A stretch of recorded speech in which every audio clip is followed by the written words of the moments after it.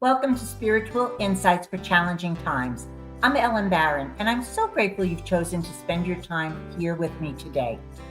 I believe that a spiritual path is the way to navigate life's challenges with greater wisdom, courage, and peace. So, join me today as we start this journey together. Welcome to Spiritual Insights for Challenging Times.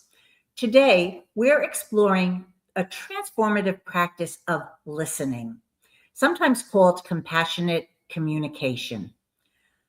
Why this might be one of the most important spiritual skills that we can develop in our relationships, our workplaces, and in this divided world we find ourselves in today is going to be our focus. When we're busy judging, criticizing, evaluating, or preparing our responses, true listening becomes impossible. Join me and my guest, Bettie Spurill, as we discover what listening really is, how to practice it, how to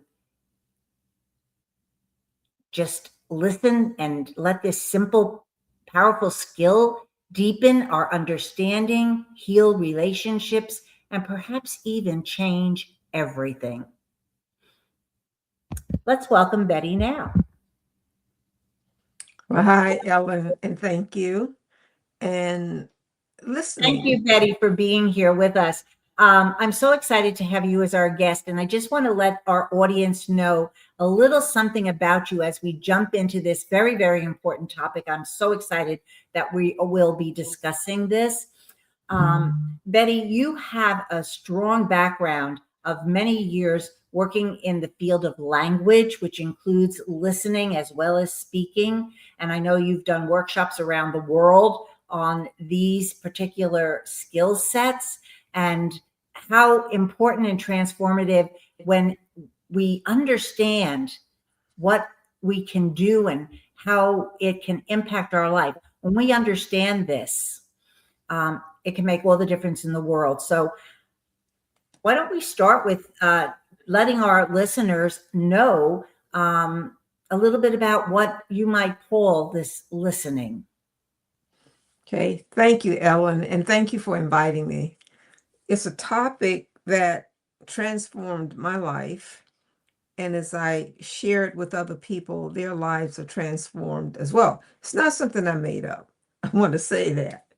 It's a conversation because we're speaking and we're listening, and they go together. So what we listen, we act from our interpretations and our meanings. And what I invite people to do, as so many others have done before me, is to begin to listen, because the listening is not passive. Yeah, you can be a listener who's angry, who's upset, who's controlling, which is a large part of the Western world. Or you can be a listener, and what you're listening for, and we call it compassion, but you're beginning to listen so that you are participating as an observer. You're listening with your entire being to whatever's being said, because whatever's being said, you're interpreting it anyway. And then we live as if that interpretation is the way that it is. So when we start to listening, we begin to listen in a way where there are different meanings. If I'm like when I'm in Japan or I'm in Hong Kong, I'm listening for the interpretations and meanings that they have there, and not just this is the way that it is. Not so much Betty, for the, yes, Betty, please. can I interrupt because what's coming up to me is how do we recognize when we are actually not bringing our immediate judgment, evaluation, criticism, or just what the immediate responses we might want to share? How do we recognize becoming this observer that we are listening without that we're doing that, perhaps, if that's what's happening? And then how do we how do we move out of that so that we Yeah, can do what you're talking about, the act that you were bringing to those different areas when you were working, that you were able to hear those nuances. yeah. So why are we communicating anyway with someone? Are we communicating to have them see the world the way I see it? Mm. Are we communicating so that together, in as we're speaking, we can begin to listen in a way that a whole nother world gets disclosed through our participating together? And yeah, I do this many times myself, Ellen, as I'm listening or even pretending that I'm listening. So I start, you know, I and think we've all had that moment, I'm sure. yeah, and I have many of them, and it's like like AI right now. I'm Mm. gonna spend a lot of time with that. But AI is a large language model, and we human beings, we live in language. Mm. And so, in the language that we live in, which includes our speaking and listening, we're shaping worlds. So, what world am I shaping is a question that we can begin to ask ourselves and listen. And as we listen, what can be disclosed is that nobody is listening. I'm not listening. They're not listening. And it's when people are not listening, you can notice there's no presence, there's no interconnectedness.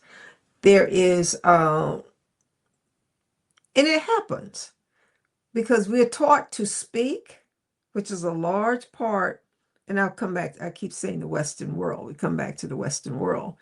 We're taught to talk and speak, but very seldom are we taught to listen and listen in a way where what gets disclosed are our commitments. What gets disclosed is our care.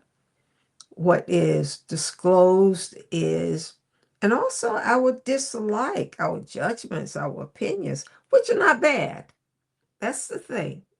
You see, and you know this too. I enjoy you so much on Sundays in terms of what you communicate and how you communicate because you. And Betty, I think Mhm. you'll admit that I often talk about where I struggle with some of these things, including this listening, because especially in this political climate, I find myself triggered. I find myself wanting to just go into a conversation correcting. That's the Huh? term I would use. Telling, Yes. either correcting or telling somebody, no, I don't see it the way you do. And really in my heart, believing that the way I see it is the right way. And what I Yes. call that is moral judgment, not which means that I'm only right. And what I realize when I learning how to look for this in myself, what I realize is that it doesn't allow the other person the ability that's what blocks the conversation because now they're defensive and I'm not Yes. giving their opinions any worth, any value. Yeah. Exactly. Because in listening, and as this listener that we are disclosing, they have something to say. Mm. I have something to say. Mm-hmm. And in saying it, it doesn't make it right. It doesn't make it wrong. But the question is, what kind of world is it shaping? Mm. Is this shaping a world of what? Like in this political climate, is it shaping a world of belonging? Is it shaping a world of dignity? Is it shaping a world of compassion, of care? And it's us together that shapes the world. Not just me, not just you. And the big question is, how do we shape worlds for worked for all of us? And I see that as being one of the major, questions in today's world. Because with eight what 8.3 billion people on the planet, Who says that my opinion is the only one? It's kind of arrogant, but that's how we walk around Yes, thinking. So that's how do, exactly what I was talking about. Yes. yeah, so how do I listen? Can I ask you a question? Because I've been doing a class on Marshall Rosenberg's nonviolent communication. And in that class, he offers 4 different steps for listening. And the first, you touched on that, becoming the observer, meaning I get to I get to listen to what is going on in the situation without judgment, evaluation, and criticism, becoming impartial, which I would say is the first challenge, because it's asking me to come out of my emotional attachment. And then he says, connect with your feelings. What is really coming alive for me, not the other person, me. Then connect your feelings to what I need, because that feeling would mean perhaps I need security and peace, and I don't sense that that other person is hearing that from me. And then he says, make a request. What do you feel about that strategy? Is there anything that you would emphasize there, or is this kind of in alignment with what you're focusing on, and seeing how we as individually and collectively can shift? Yes, the part about make request. So in terms of language, we say we human beings, as we're speaking and as we're acting, we're declaring, we're saying who and what we will be and what we are. That Mhm. we can call that a declaration. Okay. Uh, And then we can look at people and say something about them as our assertions. And assertions are not true, Mhm. but it's something that we say. And then we start to live as if it's the truth. And then we go get our guns and we bomb people and we shoot people. This has been going on for, as my sister tells me, to stop saying this has been going on for thousands of years, but it has. Yeah. But so, and, Unfortunately. yeah, and even that statement, I don't know if it's unfortunate or not. Ah, okay. I don't know. Because what happens in our speaking and listening, we disclose the breakdowns. Mm, And so when the breakdowns as patterns yes. are disclosed, then there's possibility for new action. But if we don't, if they're not disclosed and they're part of the structure, they keep operating until somebody goes, there's another way. And it's a one, or it's a we, or it's it's like, the Declaration of Independence here. So somebody said it.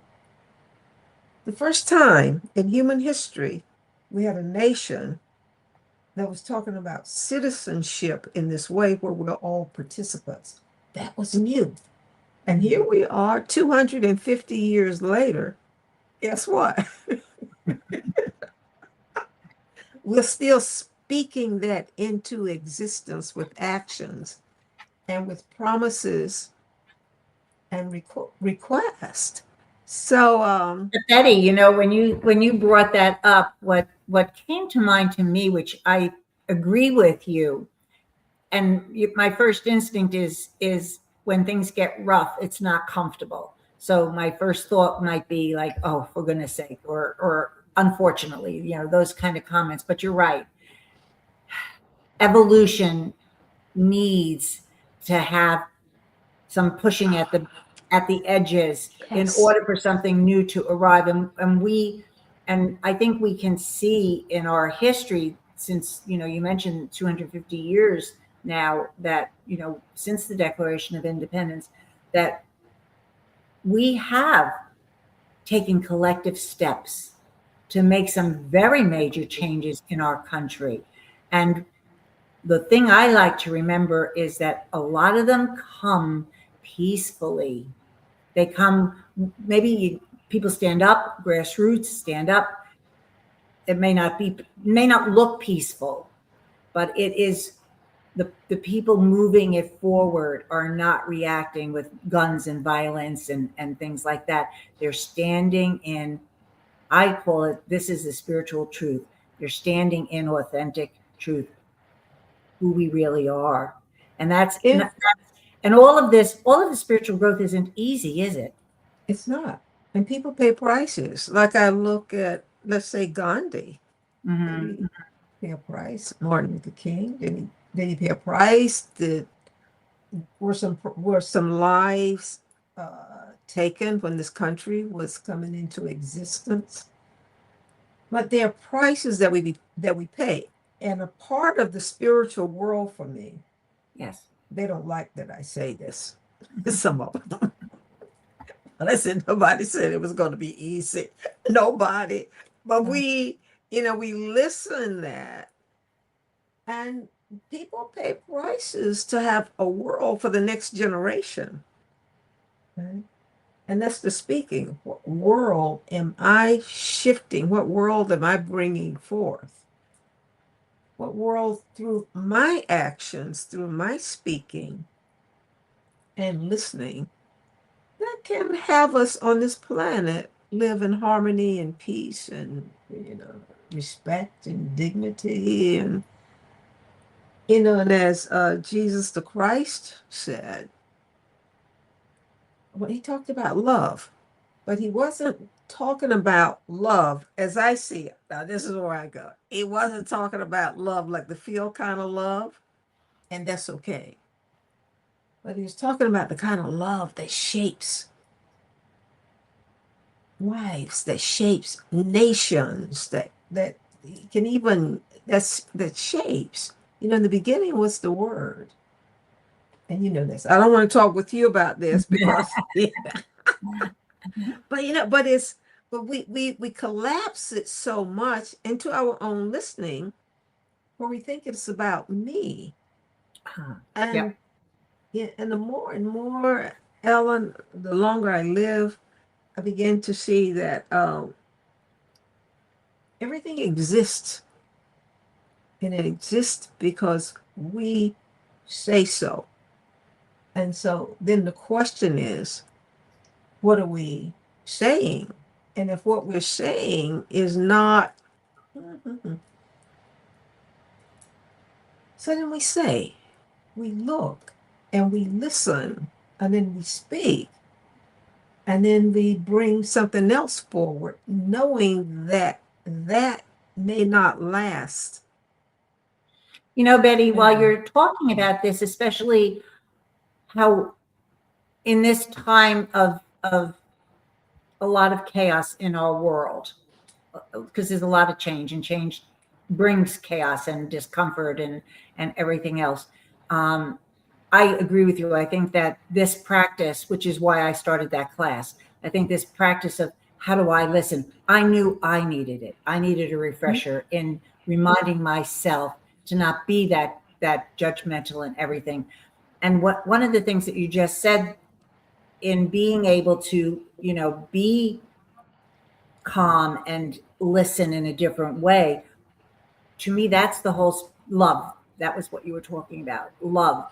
This love that is, to me, what our true nature is, being a child of God, being this, as you mentioned, the Christ nature. We could call it the Buddha nature, whatever it is. This comes from love, but not, as you said, the emotional love, but more the energy, the vibrational energy of love. Mm. And to me, that's what listening allows us to do.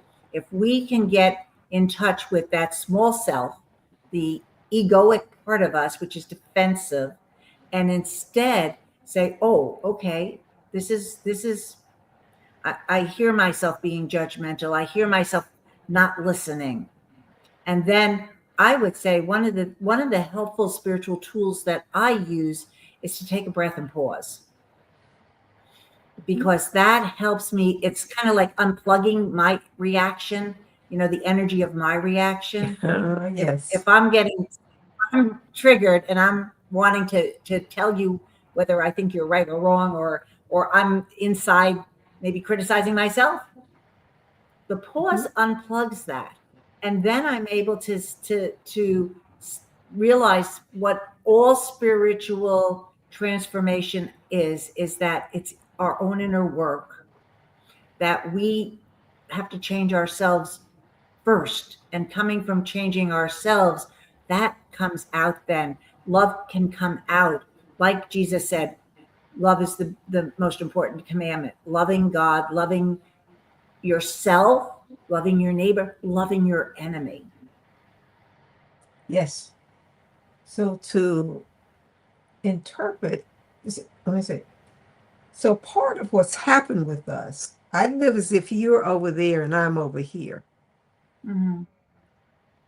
And in this other listening, I listen as if we're here together and we're participating together, we're co-creating together, we're co-shaping together. And if I am participating with you, it would make sense to me that I would listen because you bring something that I'm not bringing, given your background, given, and I mean everyone. And Yes. I think about mothers when I think about listening. You know, they're listening for the baby to cry. They're listening for what the baby needs. They're listening for, and so they have this listening of listening. And then when the child gets a certain age, I don't know if they ever stop listening, but they're listening what's wanted, what's needed. And with that, relatedness, because it's about relationship and relatedness, we get shaped. And as we're shaped, what do we bring forth? And what is it that we want to bring forth, with each other? And I'll say this real quickly, with you, we're always in danger of forgetting commitment, what the authentic commitments are, a commitment is, and drifting off. We're in this drift. I know I've been there many times, and I probably still am today. But you know what? But we drift off, and then when I meet someone, something gets triggered where I go, I remember, and then I communicate again, or I listen again. And so that's how I think about falling asleep and waking up, falling asleep and waking up. It's not a bad thing to fall asleep. You may have heard this before, like two people were walking by this Buddhist temple and they said, well, what are they doing there? And the person said they fall asleep and they wake up. They fall asleep and they wake up. And that's how I tend to think about listening. And that's how I tend to think about the spiritual journey. Yes. It is that the falling asleep is to me when I'm just living in a reactive way. I'm living as my small self. I'm living with that fight, flight, freeze, that defense mechanism that is human nature, and we are human. And as I always talk about this, we are divine also. We are spiritual beings. And so the waking up is that. It is waking up to a new and different way, which is what the spiritual insights I'm excited about talking to you and my guests about, because to me, this is the waking up journey.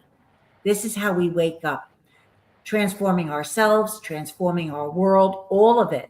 And like we've mentioned before, it's not easy because you have to stay mindful. Mm-hmm.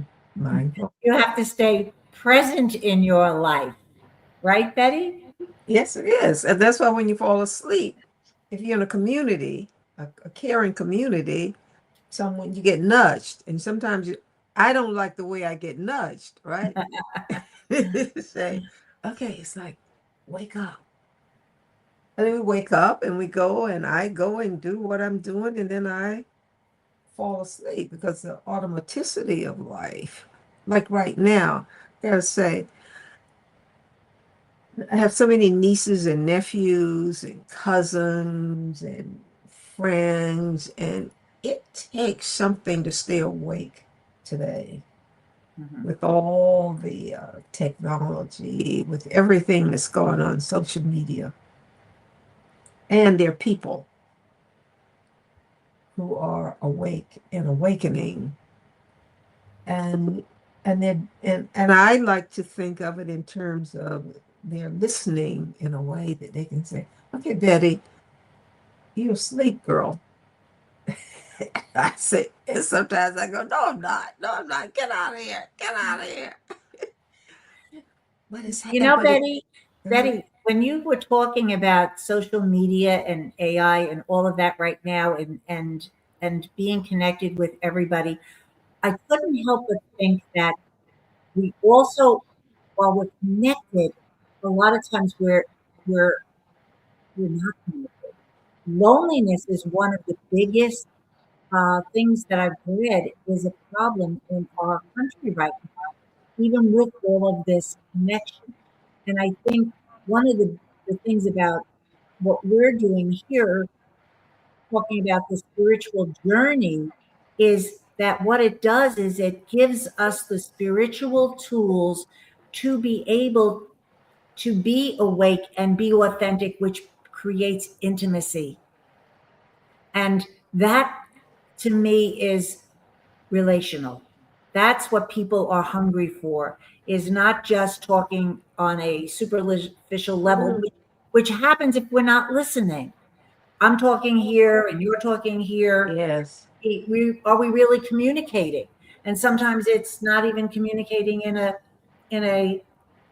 it could be challenging each other, or it could just be this person's talking and this person's like, oh, I'm thinking over here, I'm not even there. And yet if we learn how to do this active listening, how to be mindful, am I focused, am I not reacting, am I able to hear what is coming up, that creates intimacy. And that is something that is taps into that energy of love that I was talking about as our true nature. We start to be able to make that heart to heart, that love connection, which eliminates the loneliness, which helps bring us out of the small self into a higher vibration. Love is an energy that is a high vibration. So I think what you're talking about with all of these things about listening just are transformational, individually and then collectively. Mhm. Yes. And what it means. And when I can look at you and I can, I'm in the supermarket and Mhm. I see the people in the supermarket and I sometimes I wonder, what's happening for this person.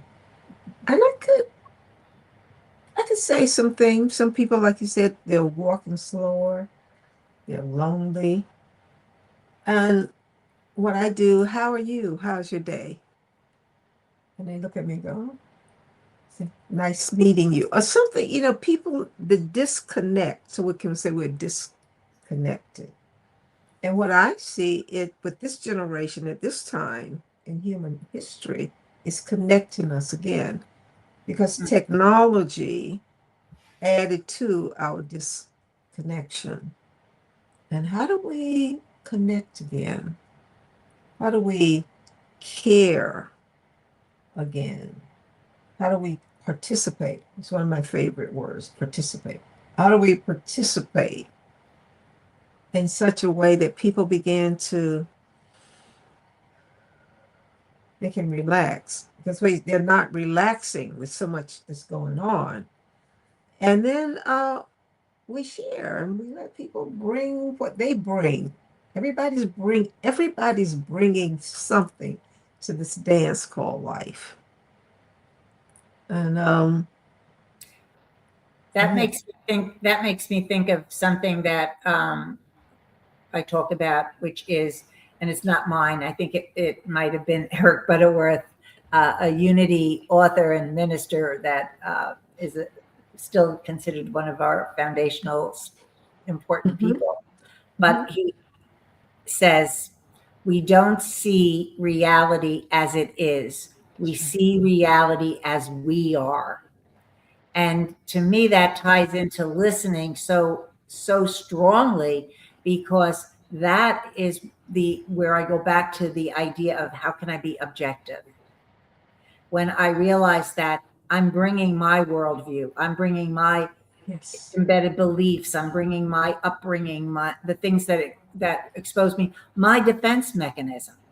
I'm bringing all of that into how I am hearing, responding, seeing the world. I sometimes marvel in today's world that two people can look at the same situation or hear the same thing and come up with absolutely different interpretations. That's And right. sometimes I say to myself, how can that be? How can that be? And then I remember exactly that, because we all are seeing, hearing, responding from our own worldview, our own Yeah. belief system. And if your belief system is filled with anger, fear, distrust, that is what you're responding to. If your inner system is filled with love, compassion, patience, kindness, that is how you respond. And that's why that interior spiritual work that we're talking about is so important, because I don't have to tell you that if you're seeing from fear and anger and hate, the result is not going to be one of peace and calm. Like the other statement that says, Mhm. I have to be the peace I want to experience. If I'm angry, I'm going to get into that energetic thoughts held in mind, that energy Mhm. flow, and all of that. And that's where we get into all this violence and ugly language that is become so normal today. Yeah. So listening is to me a key. It is. It's listening. Yeah, because when I go to the movies, so there are 50, 60 people in the movie theater. Mhm. There's one film playing, but there are 50 or 60 interpretations of the same Yeah. movie. And that's a part of what it means to be human. We live in these meanings and interpretations. And so, And yeah, can we bring our respect? That's to me the listening part too. Can we bring yeah, our, and those are the qualities of love, right?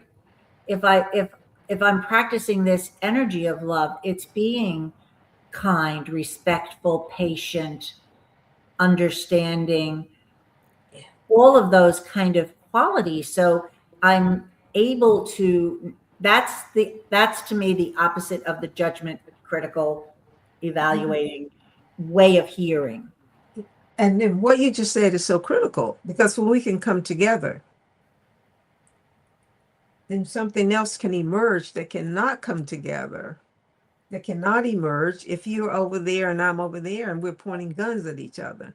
Yeah. And so, as human beings, in terms of listening and engaging and letting go of the way I see it, and I see it, I think I see it pretty good. Huh? And so do you, and so do a whole bunch of other people.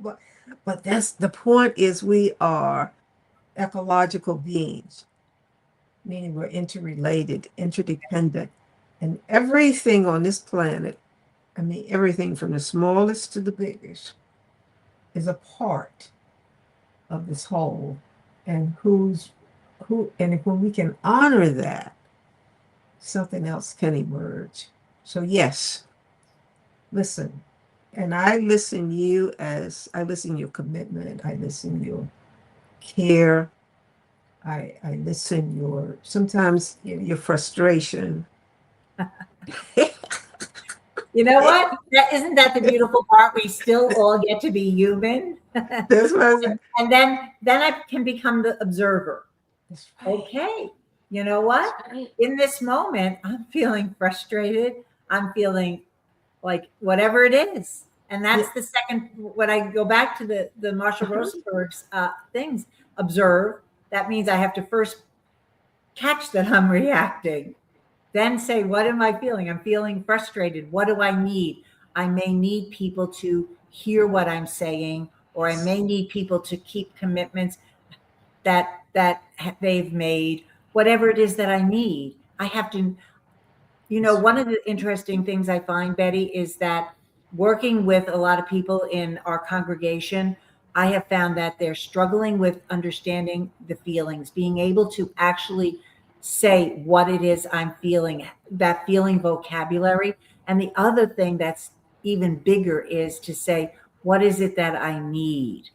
I need you to this. And that is, we expect this, to me, it has to do with compassionate communication, because if I am frustrated and I am not able to do this process, then I can't tell you what I need from you. What would, I need you to spend some time with me so we can focus on the things that need to be done. Just a request, not coming at you like, Betty, I'm frustrated because you never give me the time I need so we can get this done. Then that's right away. I'm using a judgment. So it takes practice to shift the language. It takes practice to get into this idea of listening and connecting with your feelings, connecting even to what you need. But that, to me, is the whole start of being able to have these kind of conversations.